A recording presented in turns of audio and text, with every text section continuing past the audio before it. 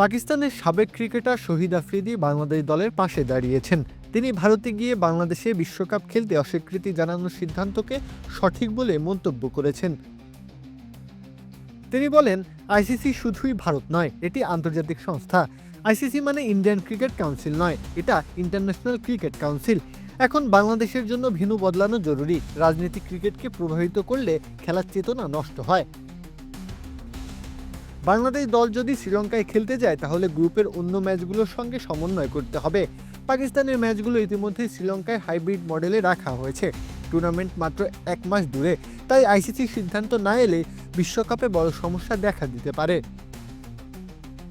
সবার নজর আইসিসির সিদ্ধান্তের দিকে। সেই সিদ্ধান্তে হয়তো এই অনিশ্চয়তার অবসান ঘটাবে, নতুবা আন্তর্জাতিক ক্রিকেটে আরও বড় অস্থিরতার জন্ম দেবে। বিশ্বকাপে বাংলাদেশ যদি খেলে তাহলে সেটা কোথায়, ভারত নাকি শ্রীলঙ্কা? এটাই এখন বড় প্রশ্ন।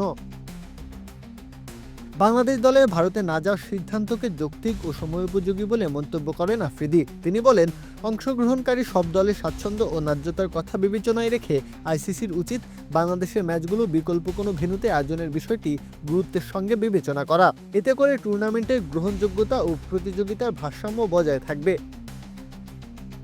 পাকিস্তানের সাবেক এই অধিনায়ক আইসিসির প্রতি সকল অনিশ্চয়তা দূর করার আহ্বান জানান। আইসিসি চেয়ারম্যান জয় শাহ বিশ্বব্যাপী ক্রিকেটের উন্নয়নে প্রতিশ্রুতিবদ্ধ হলেও পারস্পরিক সমঝোতার অভাব এবং সমর্থনের ঘাটতির কারণে পরিস্থিতি জটিল হয়ে উঠেছে। তার মতে এখন আইসিসির উচিত এ বিষয়ে দ্রুত, পরিষ্কার এবং দৃঢ় অবস্থান নেওয়া, যাতে করে অনিশ্চয়তা দূর হয়। প্রত্যহ কাব্য, খেলা ৭১।